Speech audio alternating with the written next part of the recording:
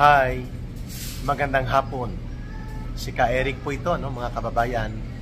Ako po ay bigla na lang nagkaroon ng pagkakataon na mag-live sa isang lugar, pero nirecord ko na lang kasi mahina yung internet signal connection sa lugar na ito. So I tried to do an immediate reaction mula doon sa kaganapan. Kanina lang mga ilang oras pa lang nakakalipas sa may Senado, no, kung saan po nagsalpukan si Senator Marcoleta at si Senator Ping Lacson, ano, at sumiklab ang batuhan ng mga maanghang na mga patutsadahan at mga banatan sa habang nagsisimula dumadaloy ang Senate Blue Ribbon Committee sa araw na ito, no, kaninang umaga yon hanggang tanghali. Nakita ko po kung papaano nagkaroon ng mainit na sagutan sa magkatunggaling posisyon si Senator Marcoleta at si Senator Ping Lacson, ano. Kaya minabuti ni Ka Eric na maglabas ng immediate na reaction video para ipakita po sa taong bayan, magbigay tayo ng ilang pananaw, no, bakit humantong sa pagsiklab ng pagbabanggaan sa pagitan ni Senator Ping Lacson at ni Senator Marcoleta habang nakatunghay ang ibang mga senador at iba pang mga invited guests doon sa Senate Blue Ribbon Committee. Matatandaan natin na naging mainit na po ang pagtrato sa pagitan ng minority senators na magkaroon ng realignment of political alliances noong minaniobra ni Marcos Jr. at ni Martin Romualdez ang pagpapatalsik kay Senator Chis Escudero bilang Senate President at pagtanggal na rin pati kay Senator Marcoleta bilang Senate Blue Ribbon Committee Chairperson. May kaugnayan po dyan, mga kababayan. Nagbabantayan na po ang both sides na ito, lalo na po dito sa mainit na usapin kung paano i-handle or paano tratuhin ang mga guests at mga resource persons, so to speak, pertaining sa ongoing na investigasyon sa more than 1 trillion pesos na iskandalo ng pandarambong at pangungulimbat sa pundo ng mamamayan dyan po sa tinatawag na the scandal of blunder of the century, itong flood control projects na sumambulat sa ilalim po ng gobyerno ni Marcos at Romualdez. So may tension na talaga na namumuo, no? There is an undeclared tension already sa pagitan po nila Senator Marcoleta, Senator Ping Lacson, at lalo na ng sinita openly on the floor nila Senator Marcoleta at Senator Alan Peter Cayetano at Senator De La Rosa, ang ginawang compromise without consultation na ginawa ni Senator Tito Soto para pagbigyan ang maniobra ni Bryce Hernandez, no? Ito isa sa mga itinuturong sindikato at kriminal sa pandarambong sa Bulacan District Engineering Office, mga kababayan. So itong si Bryce Hernandez, parang lumalabas na Trojan horse, no? Ginagamit nila Tito Soto, nila Martin Romualdez, nila Marcos para guluhin ang investigasyon sa Senado. In fact, paborito siya ng tinatawag na Traidor Com ni Martin Romualdez, nang ginagamit pa ito nila ex-komunista na sila Terry Ridon, ang Traidor Com upang palusutin at magdiskarte doon itong dalawang mga personalidad na itinuturo na sangkot sa malawakan na mga pagpapatupad ng sindikato at kriminal na pandarambong na ginagawa nila Saldico at nila Martin Romualdez. Particular ang nabubulgar ngayon sa Bulacan Engineering District alone, mga 35 billion pesos ang illegal congressional insertions na ginawa ni Saldico. Ibig sabihin, from 2022 to 2025, mga 35.4 billion pesos ng mga ghost projects or substandard projects ang pinalusot nila Saldico at nila Martin Romualdez sa Bulacan. Kung kaya ganun na lang po ka-sensitive ang pag-handle, kaya nga handle with tender loving care ni Martin Romualdez at ng mga buaya na kongresista at pati na ni Tito Soto at ni Ping Lacson, itong si Bryce Hernandez at itong si Engineer Alcantara. Ang dalawang ito ay puro mga sindikato sa DPWH sa Bulacan. At lumalabas na may gusto silang abutin na modus o taktika kung saan idudugtong nila halo-halo na at ituturo ang ilang mga senador. Kagaya ng nangyari kanina, itinuro ni Alcantara at sinigundahan ni Bryce Hernandez ang pagkakasangkot ni Jinggoy Estrada, ni Bong Revilla at pati na ni Joel Villanueva dito sa multi-billion na mga ghost projects and substandard projects na pinalusot sa DPWH Bulacan. So di damay-damay na, no? Samantalang yung revelations naman ng Diskaya couple na binabanggit ni Senator Marcoleta parang na isang tabi na sapagkat iniiwasan ni Tito Soto at nila Ping Lacson na maidugtong ito kay Marcos at kila Romualdez. Sapagkat ang isa sa mga requirements na nakita kung bakit nakakakuha ng super billion projects itong Diskaya couple ay ang kanilang extra super close kay Martin Romualdez. So, itinatanggi ni Romualdez ito, subalit yan ang katotohanan. Kaya iniiwasan nila na mapunta at mapabigyan ng priority into the investigation ang Diskaya couple. At itinuro ni Governor Chavit Singson kamakailan lang doon sa Club Filipino na media briefing na ang Diskaya couple ay sangkot sa mga pangungontratang maanomalya doon mismo kay Marcos sa Ilocos Norte, sa kanyang anak at kay Bongbong Marcos. So very clearly mga kababayan, there is a pattern now of cover-up and a pattern ng tinatawag na ilihis o i-manipulate ang mga testimonya para magkaroon ng labo-labo. Chapsoy.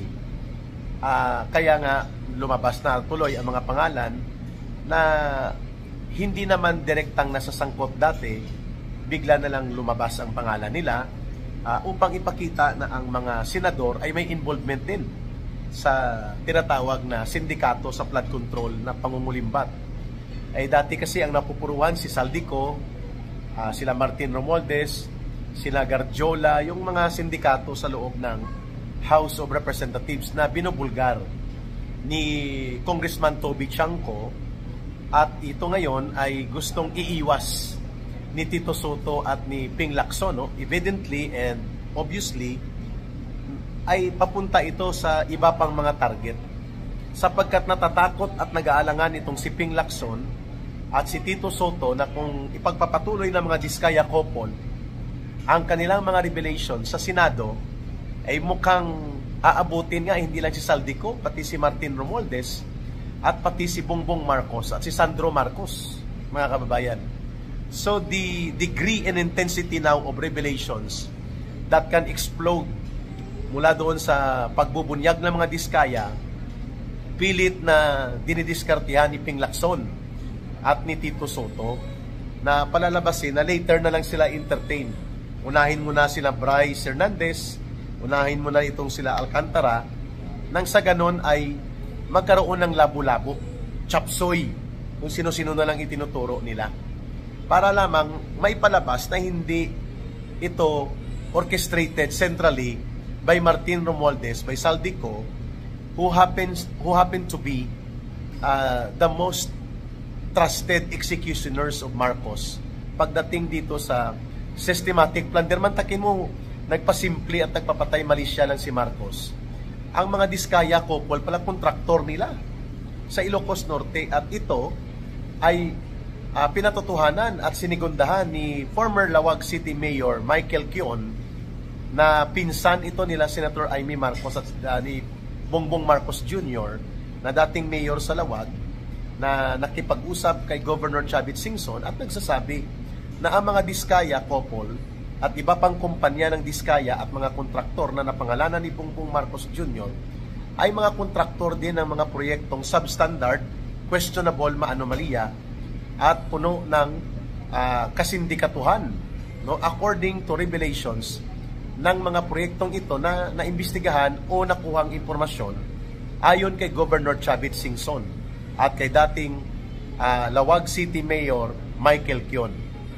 Kaya, to the rescue itong si Tito Sotto at si Ping Lacson. No? Obvious naman kung bakit naging matagumpay ang kanilang kudeta or leadership coup upang tanggalin sa pagka-Senate President si Senate President dati, Senator Chis Escudero, and pati na rin po si Senator Marcoleta. Actually, ang main target nila si Marcoleta talaga, no? Dahil hindi po makokontrol ni Marcos at madidiktahan ang daloy ng investigasyon involving dito sa sakop at lawak at lalim ng mga pandarambong na nabubulgar at nabibisto na dito sa pagkakaroon ng Senate Blue Ribbon investigation. And so therefore, para hindi po sumabog ng todo at sumambulat sa pagmumuka ni Marcos Jr., ang ginawa niya, nagmaniobra sila ng tinatawag na leadership coup. Minaniobra nilang tanggalin si Saldico, si Marcoleta at si Chis Escudero. At ngayon, nakikita na natin ang pattern of cover-up, ang pattern ng paglilihis. Kaya mainit ang salpukan ng sagutan kanina ni Senator Marcoleta at ni Senator Ping Lacson. Aboridong-aborido si Ping Lacson, no? Nang sinabihan siya ni Senator Marcoleta on the open floor, sinabihan siya, bakit, Mr. Chairman, tayo ay bilib na bilib sa mga sinasabi nito nila Bryce Hernandez at ng mga kasama niya, parang minamaliit naman natin ang bigat ng testimonyang na unang ipinahayag ng mga diskaya. So, naaburido si Ping Lacson, no? Inaawat-awat pa ni Tito Sotto. So, magot siya kay Marcoleta, why are you so protective of the diskaya? Ayun. So, parang aburido na siya. Sinagot siya ni Marcoleta na mabuti binanggit mo yan sapagkat paulit-ulit ang inyong akusasyon. Ngayon, binanggit mo na pinoprotektahan ko ang mga diskaya. Hindi. Sabi niya, sinusunod ko lang ang batas. Sinusunod ko ang tamang proseso ng patas na pag-iimbestiga at hindi nakabatay sa opinyon ng chairman. Kasi nga nagpapalabas ng opinyon si Ping Lacson, nakapanipaniwala daw at authentic ang mga testimonya ni Bryce Hernandez. Samantalang ongoing pang investigation. So the main point ni Marcoleta is very simple. If you are the chairman of a very sensitive committee, like Senate Blue Ribbon Committee, you have to remain objective, unbiased, impartial, and do not make preconceived conclusion. Just because may personal opinion ka, pigilan mo muna. Kasi hindi mo pa nga naririnig ang iba pang mga testimonya at iba pang mga revelations ng iba pang resource persons, no? Bakit nag-concentrate na sa mga grupo ni Bryce Hernandez at nila Alcantara kung saan malinaw na ang kanilang diskarte ay halo-halo na, labo-labo na, chapsoy-chapsoy na, upang ang investigasyon ay hindi mapuruhan at hindi makakonsentrate kay Marcos at kay Romualdez sa kanilang principal na pananagutan. So, nagkasagutan ulit, sabi ni Ping Lacson, are you trying to steal the show? Sabi niya kay Marcoleta, no? Sinagot siya ni Marcoleta, ang aking pinapanindigan ay tungkol sa objectivity. Wala akong anumang layunin dito, kundi irehistro ko ang pananaw ko na dapat sa lahat ng pagkakataon, patas tayo dito at hindi nagpapakita ng ating mga bias na opinyon. Tapos sinagot siya ni Ping Lacson, hindi. Parang sa ginagawa mo, parang gusto mong pigilan ang nagaganap na investigasyon sa Senate Blue Ribbon Committee na ito. Sinabi ni Marcoleta, hindi ko gustong pigilan. Gusto kong gawing patas at objective at mayroong katuturan at hindi nagagamit ang personal na opinyon ni naman sa atin dito habang ongoing pa ang investigasyon. May punto dyan si Marcoleta. How can you make a preconceived conclusion when you are only about 20% into the investigation? O bakit ka nagkaroon ng selective na preference na unahin mo itong mga tagapaglito at tagapagligaw na mga testimonya nito nila Alcantara at Bryce Hernandez, samantalang sumasambulat ang direktang pag-uugnay at pagtukoy ng revelations at ng affidavit nila Diskaya na Martin Romualdez and Saldico are acting with another mastermind. Hindi lang natuloy yon kasi nga naputol dahil sa mga kaganapan sa maniobra sa liderato sa Senado. Pero alam na natin na papunta na yun kay Marcos. The revelations of the Diskaya will coincide with what Governor Chavit Singson had declared 2 days ago. Ang sabi ni Governor Chavit Singson, inunahan ni Marcos ang pagkakaroon ng investigasyong ito sapagkat alam niya sa sambulat sa kanyang pagmumukha ang kanyang involvement at ng kanyang pamilya sa kanilang pakinabang dito sa iskandalo ng pandarambong at pangungulimbat sa Pondo ng Bayan, in which Marcos is trying to pretend to be innocent as if he is not the central principal figure of criminal accountability on the crime of systematic plunder and corruption. No, he is trying to play innocent itong si Marcos, no, kunwarian, paluha-luha, pailing-iling. Pero alam natin na hindi magre-reveal si Governor Chavit Singson ng ganito kabigat na mga explosive revelations kung hindi may katotohanan o may basihan batay sa kanyang kaalaman. Klaro tayo dyan, no? Diyan nagsalpukan kanina, mga kababayan, no? Si Lacson at si Marcoleta. On the Senate, sabi ni Senator Marcoleta, can we make this on record? Hindi pumayag si Tito Soto, no? Kasi alam niya na valid question ang inire-raise ni Marcoleta on the process of handling the Senate Blue Ribbon investigation na ginagawa ni Senator Ping Lacson. Subalit, pilit ito na ibinabaliwala ni Ping Lacson at ni Tito Soto. Sabi niya, proceed. Kaya sabi ni Marcoleta, I will continue to register my objection on the ground that there is a question of objectivity and impartiality that is now being forwarded into the proceedings of this committee. So hindi ko pa nasusundan kung anong nangyari sa plenary kasi ang plenary will start kanina mga 2:30. So may schedule pa ako doon sa mga manggagawa sa Southern Tagalog para ipagpapatuloy ko ang aking seminar on labor security and industrial peace against the militant and radical labor infiltration operations na ginagawa ng CPP, NPA, NDF. So hindi ko nasundan. No? But this is now an inevitable scenario. Marami pa pong mga pagsalpukan na kagaya nitong nangyari kanina between Senator Marcoleta and Senator Ping Lacson at pati nito kay Boy Ariglo Itbulaga Tito Soto na makikita ng taong bayan na inililihis nila at pilit na binibitbit ang investigasyon sa diskarte na halo-halo, chapsoy at damay-damay na. In fact, ang kasunod nito, hindi tayo magugulat na imbitahin nila itong sinungaling na si Yusek Cabral na ituturo nila na ang mga Duterte involved. Hindi na tayo magugulat yan, ano? Sapagkat yun po ang direksyon talaga kung bakit ibinigay kay Tito Soto at kay Ping Lacson respectively ang sensitibong pamunuan at komitiba sa Senado upang maprotektahan si Marcos, mailihis mula sa kanila ni Romualdez ang focus and central explosion of expose and revelations kung saan hindi na po mapipigilan na si Marcos at si Romualdez talaga involved sa mga diskaya. Kaya galit na galit si Ping Lacson, sabi niya kay Marcoleta, are you trying to steal the show? Sabi ni Marcoleta, no, I am trying to register a valid objection kung saan kine-question ko ang validity ng proceedings na ito kung ang chairman na si Ping Lacson ay bias ang kanyang public opinion or kanyang opinion personal ay naging tungtungan ng kanyang mga desisyon sa gitna po ng maaga pa ang paglulunsad ng investigasyon, pero may preconceived judgment and conclusion na si Ping Lacson.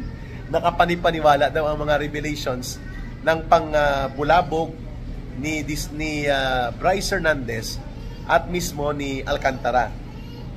So, kaabang-abang po ito sapagkat nagdeklara na rin po sa House of Representatives si Speaker Budget D na ititigil na nila ang gimmick sa TRICOM nila sapagkat hindi naman naniniwala daw mga tao doon, no? And which is true. Congress has already lost credibility so much that it is now being looked at bilang basahan, basura ang institusyon ng Kongreso dahil ginawa itong gatasan, sindikato at naging pugad ng mga magnanakaw at mga mandarambong. Lalo na sa 3 taon ng pamumuno ni Martin Romualdez, kasabwat sila Saldico, na tudong-tudong kinonsenti ni Marcos Jr. Ayan. So, obviously, there is a very great challenge now for Tito Sotto and Ping Lacson. Kung paano nila ilihis, kung paano nila guluhin ang investigasyon hanggang sa ito ay hindi umabot kay Marcos at kila Romualdez. Pero nonetheless, ang taong bayan po ay nakabantay at alam ng mga mamamayan na ang katotohanan, indeed, ang simula at pinagmulan ng krimen ng pandarambong at pagnanakaw at korupsyon na nangyari sa 3 budget cycle na ito, walang iba kundi si Marcos, sila Romualdez at sila Saldico. They are a gang of criminal plunderers who tried to do a monumental restoration of plunder and corruption, subalit sumambulat. Akala nila makakalusot. Mantakin mo, sa Bulacan si Saldico for 3 years nakapagpalusot ng diskarte na 35.4 billion pesos na pundo na kinurakot nila. Allegedly, ito na ang isa sa pinakamalaking area na may kinurakot sila Marcos, Romualdez at Saldico gamit ang flood control projects. 35.4 billion in 3 years. At mayroon pang isang area na hawak ni Saldico din, 13 billion. Kaya nagtago ng kulukoy na ito si Boy Takas. Nagtumakas na sa US, pumunta na ng France. Hindi pa ito kumpirmado dahil hindi naman hinahabol ni Marcos. Hindi naman pinapahabol sa gobyerno. Pero nagpapasalamat tayo that there are well-meaning senators na handang magsakripisyo at manindigan in spite na hinaharas sila, ginugulat-gulat siya ni Ping Lacson, tinawag pa niya si Marcolita, are you trying to stop or derail this investigation by your antics? Parang gano'n, pikon na pikon si Pinky Lacson, pikon na pikon siya kanina sa very consistent na pahayag ni Senator Marcoleta. And I hope that the other minority-aligned senators like Senator Alan Peter Cayetano, Senator Robin Padilla, Senator Mato de la Rosa will also stand in Senator Amy Marcos dito sa ginagawang pag-fiscalize ni Senator Marcoleta laban sa maniobra ni Ping Lacson at ni Tito Sotto upon orders of Marcos. Hindi po dito makakaligtas si Marcos. Ang kaguluhang ito na nangyayari sa Senado, extension ito ng maniobra ni Marcos na pagtakpan at ilihis ang totoong pananagutang kriminal na sumasambulat hinggil sa pandarambong sa flood control at iba pang mga infrastructure projects na walang ibang tinutumbok kundi si Marcos mismo ang pasimuno nito. Ang problema lang ni Tito Sotto at ni Ping Lacson, mulat na ang taong bayan. It's a matter of time already. Matter of time na lang ito. Hahatulan ng taong bayan si Marcos. At itong mga salpukan na ito kanina ng pagsiklab ng banggaan sa maniobrahan na ito ni Ping Lacson at Tito Sotto na binangga nila Senator Marcoleta, hindi pa po itong katapusan. Ngunit sa dibdib at isipan ng taong bayan, sa puso nila, walang ibang nangyaring malawak na pandarambong at pagnanakaw. Walang Saldico, walang Martin Romualdez, walang mga kriminal na sindikato sa DPWH at mga kriminal na kontraktor kung hindi pinayagan at kinonsinti at pinakinabangan ni Marcos Jr. at ng kanyang pamilya ito. Maraming salamat sa inyong pagtangkilik at pagsuporta sa Ka Eric Celis YouTube channel.